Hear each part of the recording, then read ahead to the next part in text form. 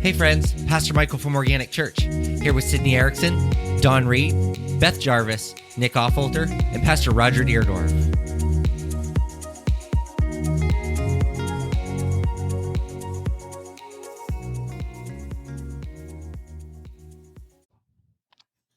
Well, this is kind of a special episode because it's kind of like a, tied together takeover for growing together, because it's just myself and Alyssa tonight. We are recording a special episode the week before Christmas just to get everybody into the holiday season. Oh, and to do so, let's just do this. Doesn't that just make you feel Christmassy? Yeah. Just, there's something about it. Anyway, okay, all right, I'm over it. I'm done. So you weren't in the Christmas mood. You are now. Yeah, right, exactly. Hey, so I actually, I didn't mean to lie to you when I told you what we were going to talk about, because we're going to talk about the book of Luke specifically. But I want to change it a little bit. Okay. And this stems from a Facebook post that you made, which just made me think and made me realize that sometimes we don't always understand all of the things that are happening around us. I want to talk a little bit about like grief at Christmas time, because you lost your mom on December 3rd, 2 years ago, 3 years ago. It's so weird because it's like, it's before Christmas, but it's not technically a full year sometimes. Yeah. Like, do you know what I mean? So I always struggle with how many years has it actually been versus how many Christmases has it been. That's, I think, the struggle. Right. Because this will be Christmas 3? In year 3? Well, she passed away before December Christmas. 2021. Okay. Yes. So this will be Christmas 3. Yes. 21, no, 21, 22. 22, 23, 24. 24. This yes. Before, okay. She passed. Yes. 3 So we're in before. 3 years, but 4 Christmases at this point. So it's really strange. I always struggle with that. But I say that to say I have both of my parents, both of my paternal grandparents. Now, both of my maternal grandparents are gone, but they passed away like when I was little. So I don't really remember that. My grandma, and they lived far away. My grandma died when I was an adult, but again, she lived far away my entire life. So there wasn't a super close connection with them. So I want to talk through that a little bit because I was thinking about the prophecy of Jesus's birth, and that's what made me think of this particular conversation. So one of the things that I was at a meeting this evening with a friend of mine, and her husband passed away from pancreatic cancer of some sort earlier this year. And so this will be her first Christmas without him. And she said that while everybody has been incredibly gracious and invited her to all of the things, she said, I'm just going to stay home for Christmas this year. Yeah. She said, I'm going to cry and it's going to be okay, but I'm going to do it at home and not in front of people. And so I want to talk about that. I want to talk about what it looks like years later and just how do you process all of those things like as you deal with it. Okay. So the floor is yours. Year one was a whirlwind because we had barely buried her before Christmas, like really gotten here. Yeah. Like we were in full Christmas season at that point. Like we were decorated and all of the things were happening. You really couldn't slow it down at that point. So like we processed or we survived the funeral and all of the things, but past that, there was like this, I guess maybe it didn't set in until after Christmas because everything was still crazy in life, generally speaking. So there was no like easy way to slow it down. But as the year went, and to be very clear, nobody in our house has forgotten about her. But like as the year went, you drag on, and then you get to her birthday and you remember that, and then you get to December 3rd and you remember that. And for you lost 2 parents on the same day. How many years apart? I don't know how many was it. I don't know. I can't do math.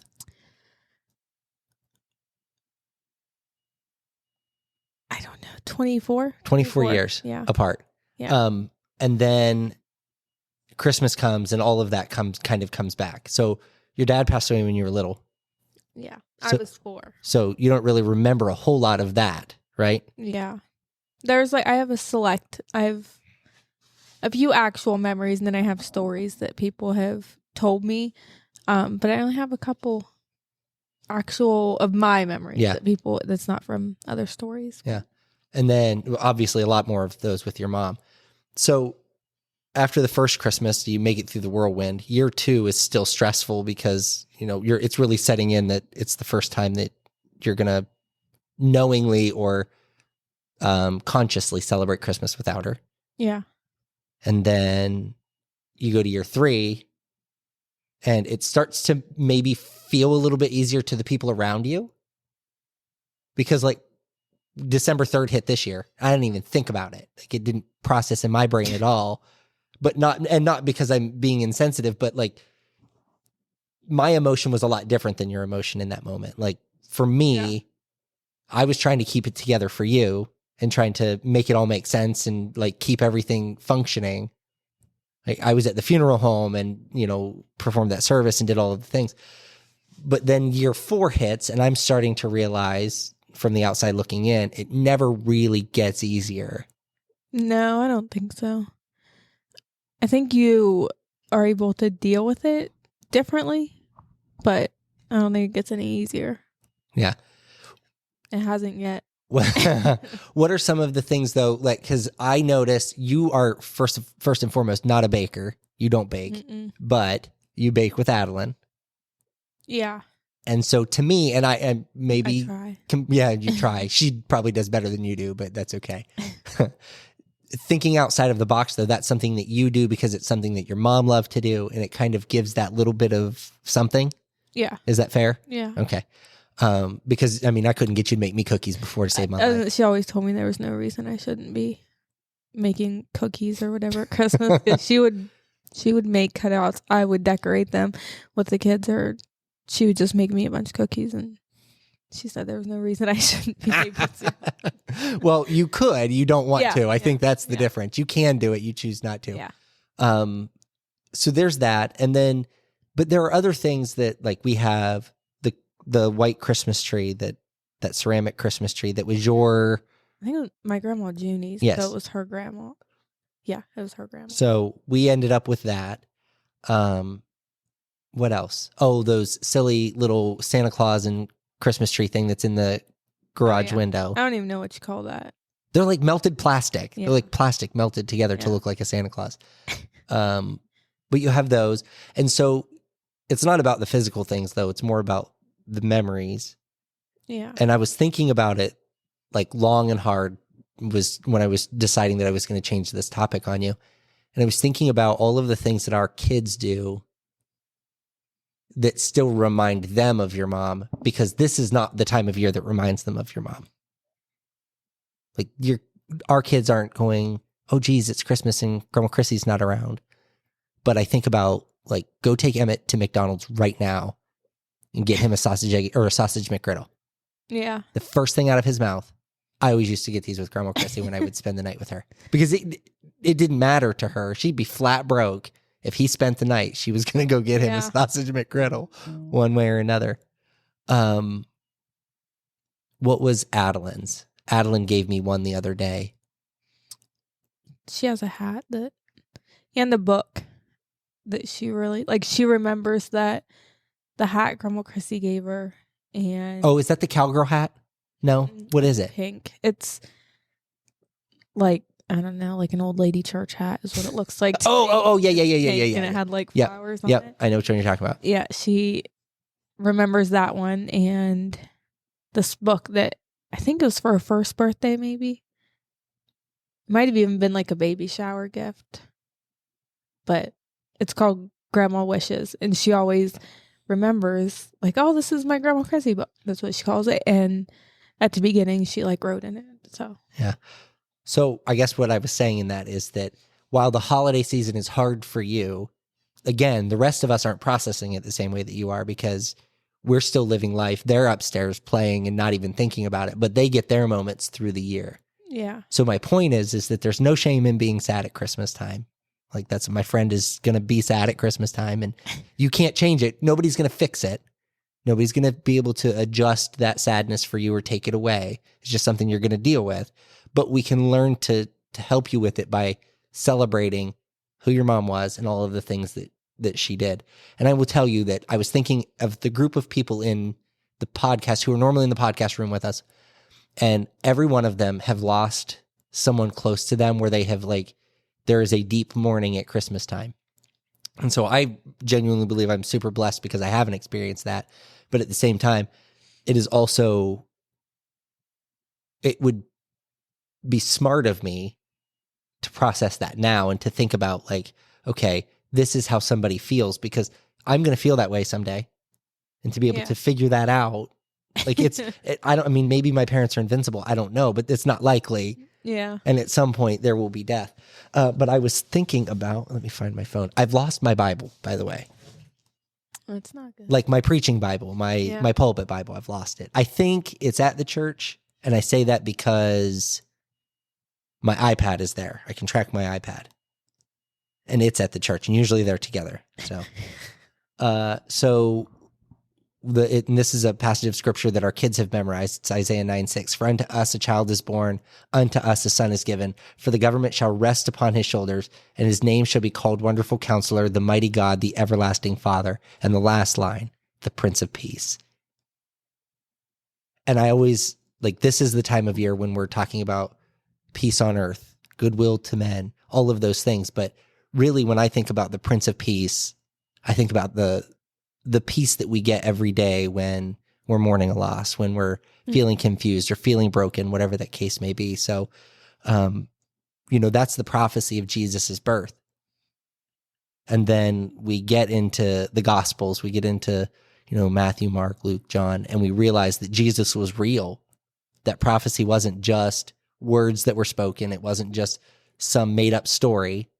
He came, he saw, he conquered, and all he got was a t-shirt. No. So all of the things that are promised in that Prince of Peace we have, I think it's a matter of finding it and adjusting our mindset to that peace. Now, I'm not saying you're not going to cry because of Jesus. I'm saying that you're probably still going to feel that emotion, but being able to feel it and say that he had something good in mind when that happened.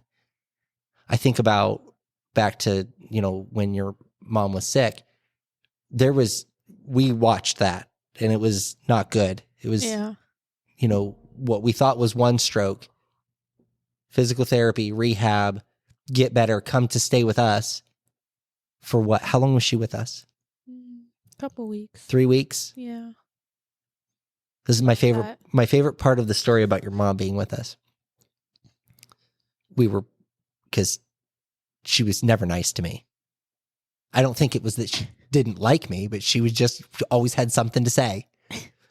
And she was sitting at the dining room table. She took that drink of coffee and she had to cough. I was standing directly in front of her. And what does she do? But spit that coffee all over me.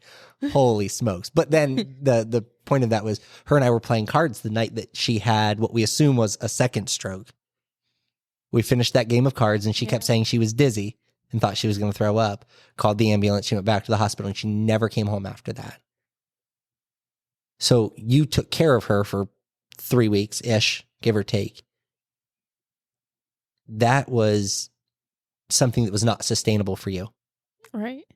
Not in our house, not in the house that we lived in. Yeah. Not with having to care for kids and all of the things that were going on. It just the level of care that she needed. Yeah, it wasn't realistic. And so I think, she could have gone to a nursing home and lived there for a very long time, probably very miserably, because she wasn't able to function on her own. But she didn't have to do that. Yeah. That there was a different level of healing that came for her that was, while not understandable or easy to accept, much better than anything that we could have ever desired for her. Yes. She had no movement in her right arm. Is that right? Limited motion? Yeah. It was it had to have been her right because she was eating with her left, if I'm not mistaken. No, she could use both of her arms, but right before she passed, when she was on the vent, she had another stroke, and then she couldn't use her really either. She could squeeze with one side, but she didn't have any movement. Had no motion on the other side. Yeah, so there was no coming back from any of those things. Yeah. There was no, and it was probably the hardest decision that we had to make whenever we finally just said, and I say we because, again, we talked this through. And I remember having to tell you, and it didn't feel good at the time, but I knew if I didn't, nobody was going to. She's not going to make it. Like, we just have to make a decision and let her body do what it's going to do. And that was whenever they were trying to take her off the vent, wean her off. She would go 6-8 hours and be okay. And then she'd spike a fever and they'd want to put her right back on the vent. Mm-hmm. And it was this whole weaning process. And then she'd have a great day. And then something would go sideways and they want to put her right back on the vent. Yeah. And it was this back and forth, back and forth, back and forth. And finally the decision was made between you and your siblings and just take her off the vent and whatever happens, happens. And then she came off the vent and was okay. I shouldn't say okay, but yeah. Like she didn't have the fever and she was able to survive on her own. And that was a big deal because it wasn't that game anymore. It wasn't that back and forth. Yeah. And the life expectancy obviously wasn't long at that point because she was completely nonverbal. Couldn't move. Yeah. And she was pretty well asleep. Like most of the time she wasn't really awake. Yeah. So all of that's hard to process and deal with in the moment, but you still go through it every day. Like that wasn't a one and done, like she's gone and now you move on. There's a constant process. And so I say that to say that there is no shame in being sad. There is no shame in being upset. And all of those things are perfectly healthy responses. This is the time of year when those emotions will flood back, but we have to lean on the fact that we know that the prophet Isaiah told us that Jesus was coming and would be the Prince of Peace, and that Jesus did just that. Yes. Because when we find peace, knowing that your mom's not in pain anymore, she's not sick, she's not hurting, none of those earthly struggles exist anymore. Now, we don't know what heaven looks like. We don't know if there's a whole incomplete body walking around up there, if it's a spirit up there, but we know that the physical body isn't in pain anymore. You're right. And that's what matters. Yeah.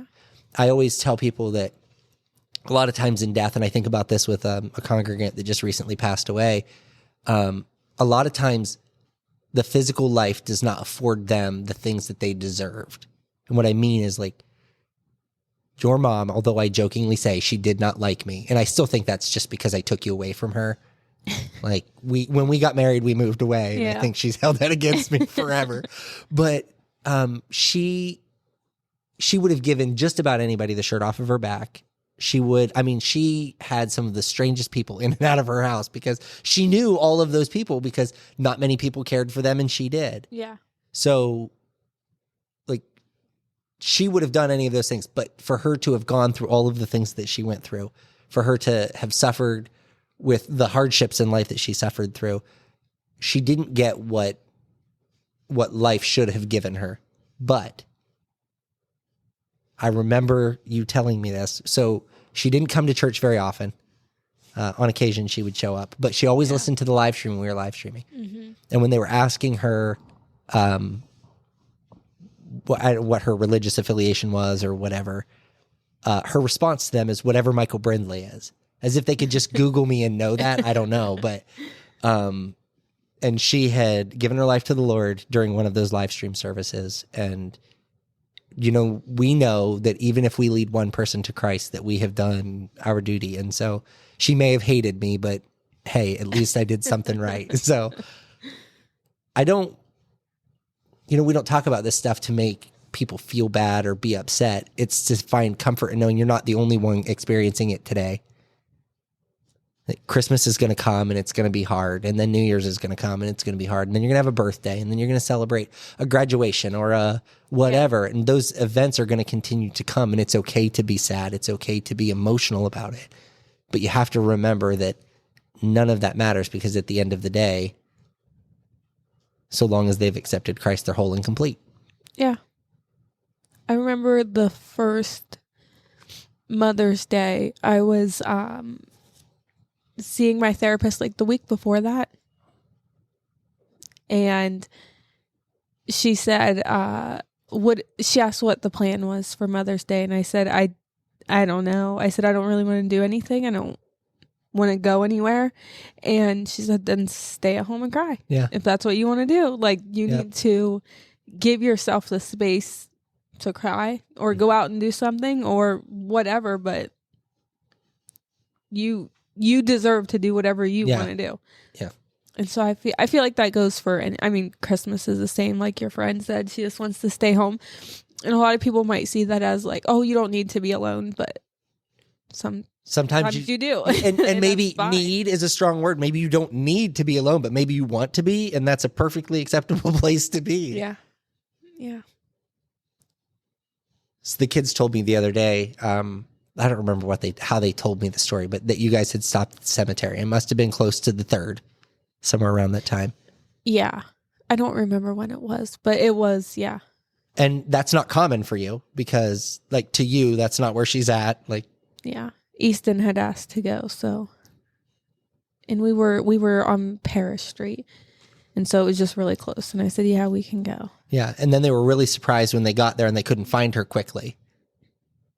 Yeah. Like you had to point out where she was at.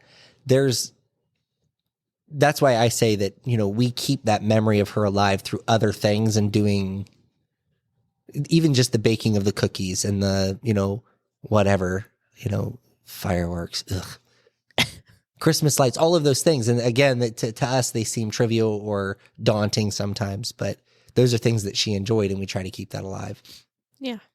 So I won't. Next, we'll do a snowman Christmas tree. No, we won't. No, we won't.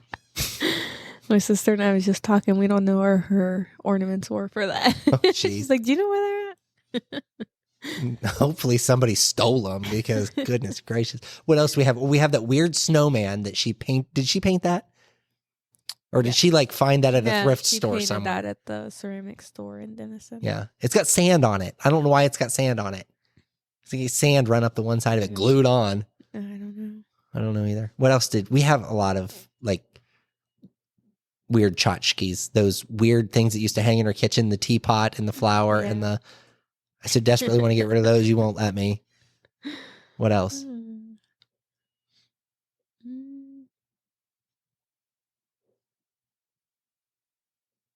One of the other things that I did fairly early on was there was, in my opinion, and this is not something I've experienced yet, but this is where I get weird on everybody who's listening. I think about my mortality pretty regularly and the fact that I won't be around forever. There are events in my kids' lives that I will not see. And that's very real to me. So what I've done is because I want to be part of Christmas for the rest of their lives and for their grandkids' lives and all of those things. So I have recorded my voice reading "'Twas the Night Before Christmas" and embedded it in a YouTube video that only they can access with the link. Mm-hmm. And then I have a copy of the book with a QR code in the back that they can scan it and they can have me read them "'Twas the Night Before Christmas." I also doubled it on a flash drive that's as a bookmark in case something were to ever happen, but I want them to have a way of hearing it. That's very real to me because I know that I won't always be around, but I've also thought about what Christmas traditions do we have in our house that our kids will be able to take with them? Yeah. Not just physically, they fight over the Polar Express train. We have a Polar Express that runs around the tree and they fight over that. But the Christmas won't make it to be passed down. Probably not. Yeah, no, that thing will be broken. Although it's made it quite a while. I mean, we've had it since the big boys were little.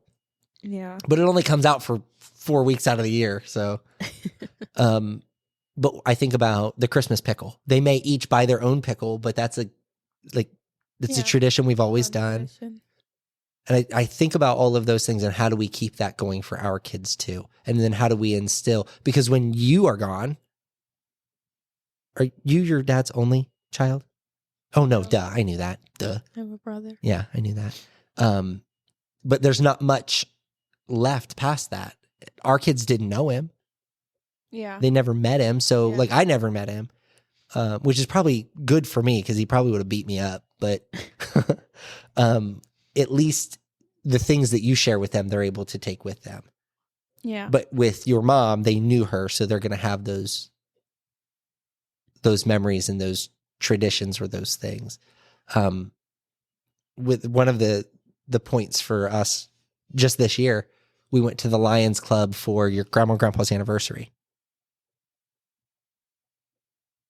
Did we? Yes. Because they wanted me to sing for He's a Jolly Good for their or whatever song they wanted me to sing, and I refused. And they were like, what? Was that this year? Yes, it was this year. Oh. Because we walked in, and I walk up to your sister, and without missing a beat, I say, is your mom coming? Because we hadn't been in that building since your mom had passed away. Yeah. And like, I caught myself saying it, and I stopped, and I said to her, I said, I'm going to say this to you just because like I have to get it out of my head. And she's like, it really is the first time we'd been in that building since she had passed away. So it's little things like that never truly go away. Like you just find yourself, and I'm sure for probably the first year, you guys FaceTimed every morning, you, your sister, and your mom.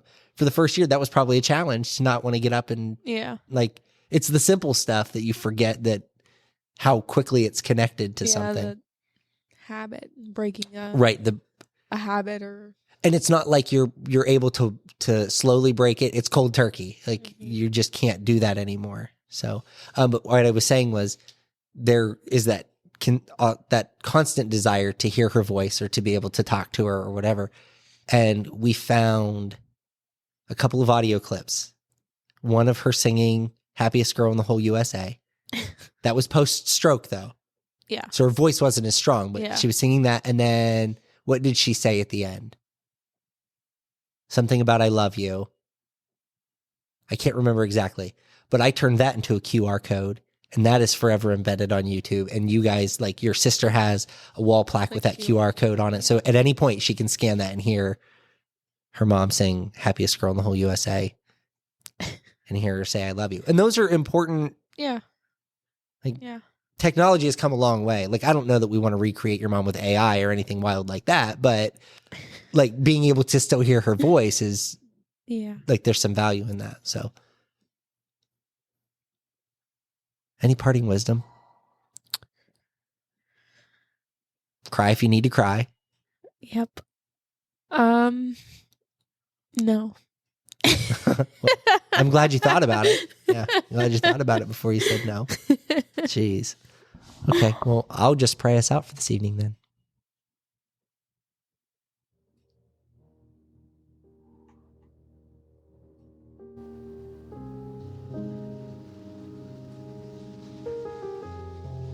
Heavenly Father, as we sit here in your presence, I just thank you for all of the lives of those who have gone before us, Father, that just as we sit here, we just find peace from the author of all things that are good and whole.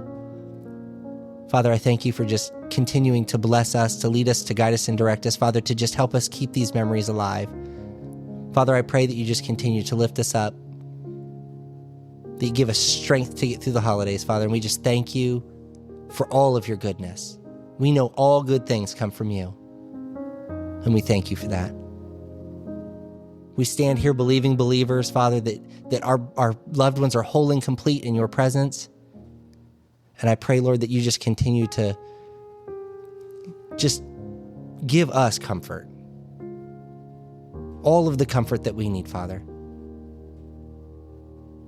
We thank you and we praise you. We give you honor and glory. In your precious Son, Jesus' name, amen.